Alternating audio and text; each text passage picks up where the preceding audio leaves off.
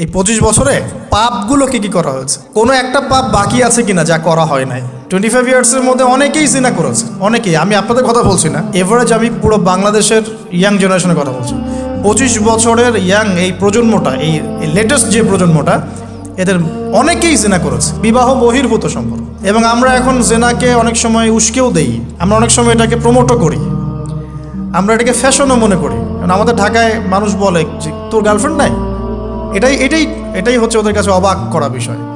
সবাই ঘুরে, ঈদের দিন তুই ঘুরতে পারিস না? আমাদের ফ্যামিলির মধ্যে একজন বলতেছে তার মেয়েকে, সবাই ঈদের দিনে বাইরে যায়, তুই যেতে পারস না? ঢাকায় এভাবে কথা বলে। তার মানে এটাই ফ্যাশন, মানে আমরা জেনাকে উস্কেও দিচ্ছি। তার মানে 25 বছরে আমরা অনেকে জেনাও করেছি। মাদকের সাথে সম্পৃক্ত কত পার্সেন্ট ইয়াং জেনারেশনে আমাদের দেশে? ক্যালকুলেট করেন, আপনি গুগল করেন, দেখেন কত পার্সেন্ট আমাদের দেশে মাদক সেবন করে। ইভেন এখন কিশোর গ্যাং বের হয়েছে, কিশোর গ্যাংয়ে অনেক যুবকরা যায়, অনেকে রাস্তাঘাটে মারামারি করে, অনেকে পলিটিক্যাল দলাদলির মধ্যেও আছেন অনেকেই। এবং এখানে ভাই ভাই রক্ত ঝরাই আমরা। উভয় মুসলিম, কিন্তু উভয় মুসলিম, জুমার দিন একসাথে নামাজ পড়ে। তাহলে এটা কোন দর্শন যেটা আমার ভাইকে শত্রু বানিয়ে দিল, আর পশ্চিমারা গাছের আড়ালে বসে বসে হাসছে? কারণ এই দর্শনগুলো তো ওরাই দিয়েছে। তো 25 বছরের পাপগুলো একটু ক্যালকুলেট করি। প্রিয় দিনী বোন, একটু হিসাব করবেন যে 25 বছর আপনি কতদিন পর্দা করেছেন, কত 25,000 মানুষ আপনার চেহারা দেখেছে কিনা। এই 25 বছরে কত হাজার মানুষ আপনার চেহারা দেখেছে। আর ছেলেরা আপনাকে দেখলে কখনো চেহারা সুরত দেখে না। বেগানা নারীর দিকে একটা ছেলে যখন তাকায় এবং সেক্সুয়াল ডিজায়ার নিয়ে তাকায়, তখন সে চোখ দিয়ে তাকে রেপ করে। ভেরি সরি টু সে যে আপনি প্রচুর চোখ দিয়ে রেপ হয়েছেন প্রিয় দিনী বোন। অনেকেই আপনাকে চোখ দিয়ে রেপ করেছে, আপনি বুঝতেই পারেন নাই। তো এই 25 ইয়ার্স আমরা অনেক কিছুই করেছি, অনেক কিছুই করি নাই। এখন একটু আজকে সাদা একটা কাগজ নিয়ে আমরা একটা হিসাব করব যে আমরা 25 বছরে কী করেছি, কী করি নাই, কী পাপ করেছি, কী করি নাই, কী পুণ্য করেছি, কী করি নাই। আমি আগে মনে করতাম যে একটা খালেস তওবা ইনশাআল্লাহ আল্লাহ পাক সব মাফ করে দিবেন। আসলে আল্লাহ পাক মাফ করেই দিবেন, কিন্তু ভিতর থেকে স্যাটিসফাই হতে পারবেন না আপনি। এখন যদি আপনি এখান থেকে আমার এই লেকচারটা শুনে আল্লাহর ওলি হয়ে যান এবং আপনি বড় মুহাদ্দিস, মুফতি, দিনের বড় দায়ী ইলাল্লাহ, বড় পলিটিশিয়ান, বড় ইঞ্জিনিয়ার, মানে যারা ওয়ার্ল্ডকে ইসলাম স্ট্যাবলিশমেন্টের দিকে নেতৃত্ব দিচ্ছেন, এমনও মানুষ যদি আপনি হয়ে যান, আপনি এই 25 বছরের ঋণটা শোধ করতে পারবেন না। এই 25 বছরের ঋণ আপনাকে প্রতিনিয়তই ভিতরে ধুকিয়ে মারবে আর কি, যেটা আমাদেরকেও মারে ভিতর থেকে। যে আমরা যদি আগে থেকে বিষয়গুলো বুঝতাম, যদি আরও আগে থেকে স্টাডি করতে পারতাম, আরও বেশি যদি আমি আলেম ওলামার সাথে মিশতে পারতাম, আরও যদি বেশি গভীরে যেতে পারতাম, তাহলে কতই না ভালো হতো। আমি আশা করি কথাগুলো আপনাদের কলিজায় পৌঁছাবে ইনশাআল্লাহ। এখন লাইফের এটা সবচেয়ে ভাইটাল পার্ট। এই সম্পর্কে আমি জাস্ট 2টা হাদিস বলে আস্তে আস্তে কনক্লুশনে দিকে যাচ্ছি। নবী সাল্লাল্লাহু আলাইহি ওয়াসাল্লাম বলছেন যে 7 শ্রেণীর মানুষকে আল্লাহ পাক কিয়ামতের দিনে আরশের ছায়া দিবেন। কত শ্রেণী ভাই? তার মধ্যে সেকেন্ড শ্রেণীটা হচ্ছে সেই যুবক নাশা ফি ইবাদাতিল্লাহি তাআলা, যে আল্লাহ পাকের ইবাদতে তার যৌবনকালটা কাটিয়ে দিয়েছে। এখনো বাকি আছে আপনার সামনে। যৌবনকাল কতটুকু? হয়তো 15 to 40। তার মানে এখনো 40 বা 50 বছর পর্যন্ত আপনার যৌবন টিকে থাকবে ইনশাআল্লাহ, যদিও বা এই যুগে থাকে না আর কি। আমরা তো ফ্যান্টাসিতে ভুগি অনেক সময় 4টা বিয়ে। বাস্তবতা হচ্ছে এই যুগে একটাই ডিফিকাল্ট। একজনকে সন্তুষ্ট করে কি ডিফিকাল্ট। এখন সেই যুগ না তো। আমরা তো হর্স রাইড করি না, আমরা তো এক্সারসাইজ করি না, আমরা তো এখন অনেকে খেলিও না। আমরা ফাস্ট ফুড খাই, আমরা হাইজেনিক খাবার খাই না, আমরা আগেকার মানুষদের মতো অনেক কিছুই করি না। এনভায়রনমেন্ট নষ্ট হয়ে গেছে, পলিউশন আছে, সব মিলে এখন আমাদের যৌবন যে 50 বছর পর্যন্ত থাকবে, এটা নিশ্চয়তা দেওয়া যাচ্ছে না যদি আমরা বেঁচেও থাকি। আর কত যুবক যুবতী ভাই বোন যে যৌবনকালেই চলে যায় তার তো ঠিক নাই। প্রিয় দিনী ভাইয়েরা, আমরা আলোচনা করছিলাম যৌবন সম্পর্কে।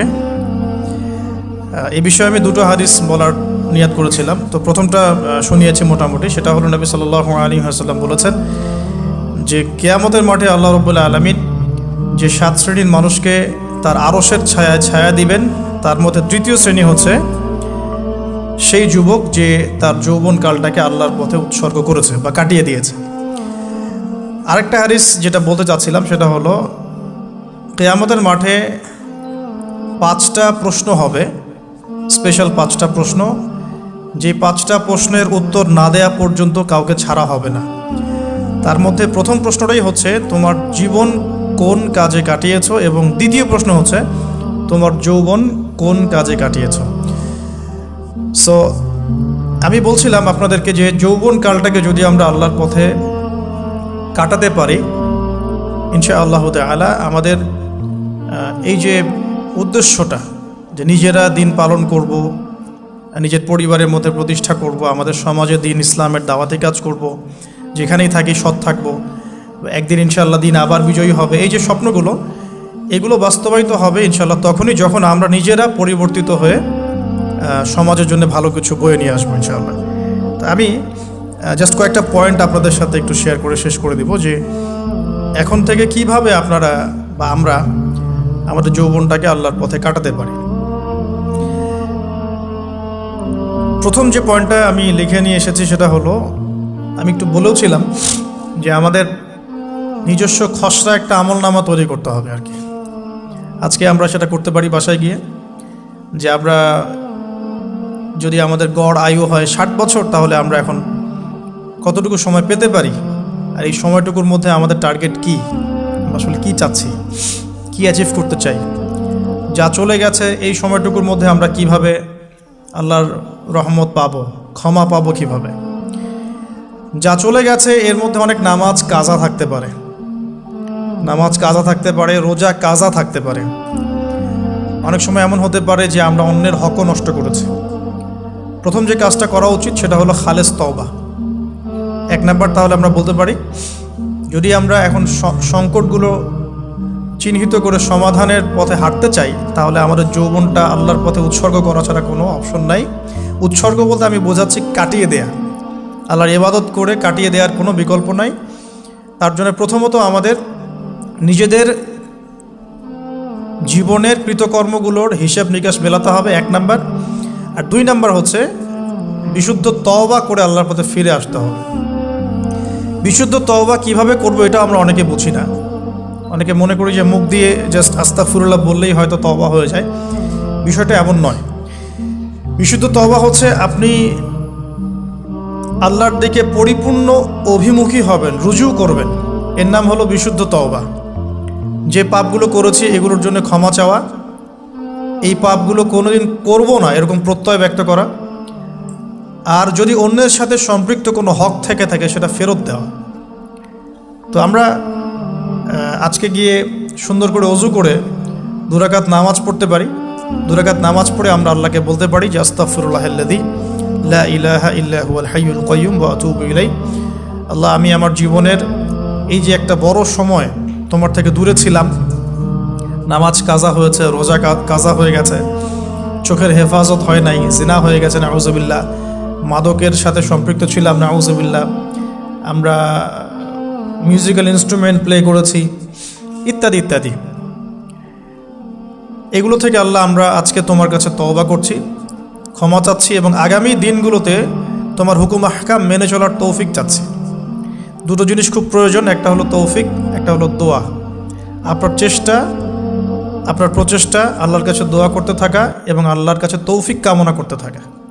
আল্লাহ পাক যাকে ইচ্ছা তাকে তৌফিক দিয়ে থাকেন, আল্লাহ রাব্বুল আলামিন যাকে ইচ্ছা তাকে তৌফিক দিয়ে থাকেন। যে আল্লাহর কাছে যত বেশি চাইবে আল্লাহ পাক তত বেশি দিবেন ইনশাআল্লাহ। তো এই জন্য চেয়ে নিতে হবে, প্রথমত চেয়ে নেবেন যে আল্লাহ আপনি আমাকে তৌফিক দিন, যাতে করে আমি আমার পুরো জীবনটাকে আপনার ইবাদতে কাটাতে পারি, আরও সে ছায়া পেতে পারি। আল্লাহ কবুল করুন, আমিন।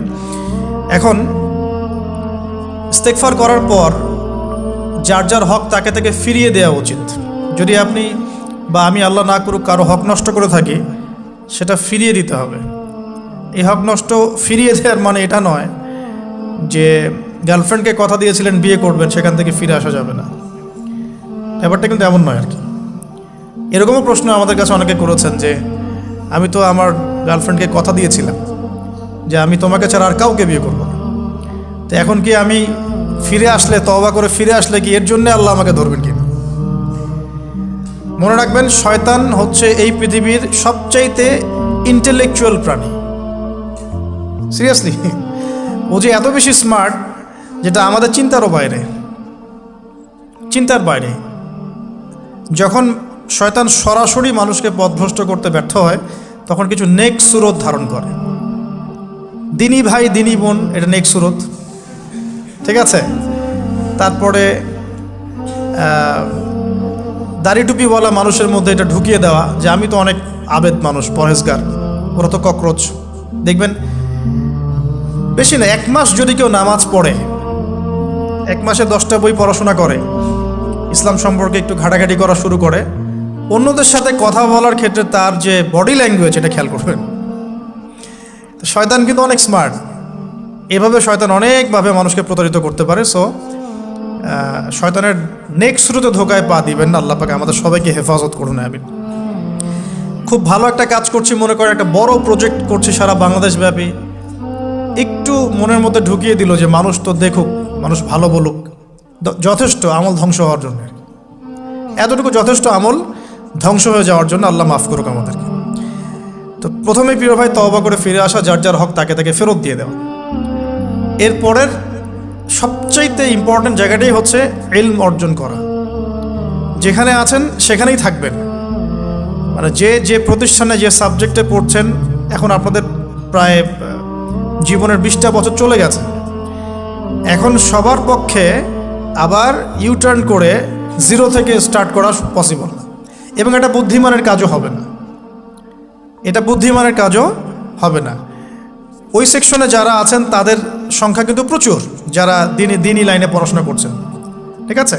আল্লাহ চাইলে তাদের মধ্য থেকেই ইনশাআল্লাহ এমন অনেক বড় বড় মুফতি, মুহাদ্দিস, ইমাম তৈরি হবেন, যারা ধর্মীয় অঙ্গনে নেতৃত্ব দিবেন ইনশাআল্লাহ। আর যদি দেখা যায় তারা তাদের দায়িত্ব পালন না করেন, তখন আল্লাহ পাক জেনারেল থেকে মানুষ উঠায় নিয়ে আসবেন। এটা আল্লাহ পাকের কৌশল, আল্লাহ পাক করতে পারেন। এখন আপনি কি করবেন? যেহেতু আপনারা 20-25 বছর পার করে আসছেন, যে সাবজেক্টে পড়ছেন কন্টিনিউ করতে থাকবেন। যদি এনভায়রনমেন্ট থাকে ফ্রি মিক্সিংয়ের, এখানে আপনি আপনার চোখকে হেফাজত করার চেষ্টা করবেন সর্বোচ্চ। এ ব্যাপারে আমি একটা বই সাজেস্ট করি, এই বইটা পড়লে ইনশাআল্লাহ আপনার অন্তরের মধ্যে এই বিষয়গুলো কমে আসবে ইনশাআল্লাহ। সেটা হলো তাজকিয়া, ও আরেক নামে এসেছে, সেটা হলো তাসাউফ ও আত্মশুদ্ধি। তাসাউফ ও আত্মশুদ্ধি পুরো ওয়ার্ল্ডের ওয়ান অফ দ্য মোস্ট, বলবো যে অনারেবল একজন আলেমে দিন, টপ 10-এর মধ্যে একজন, আল্লামা তাকি উসমানী দামাত বারাকাতুহু, তার লেখা বই তাসাউফ ও আত্মশুদ্ধি। বাংলাদেশে যে মাকতাবাতুল আশরাফ তারা প্রকাশ করেছে। এই বইটা যদি পড়েন, আপনার মনের মধ্যে নফসের যে খারাপ রিপুগুলো, এগুলো আস্তে আস্তে কমতে থাকবেন স্যার। এবং এই বইটা আমি বলি যে বারবার পড়া উচিত, বারবার পড়া উচিত।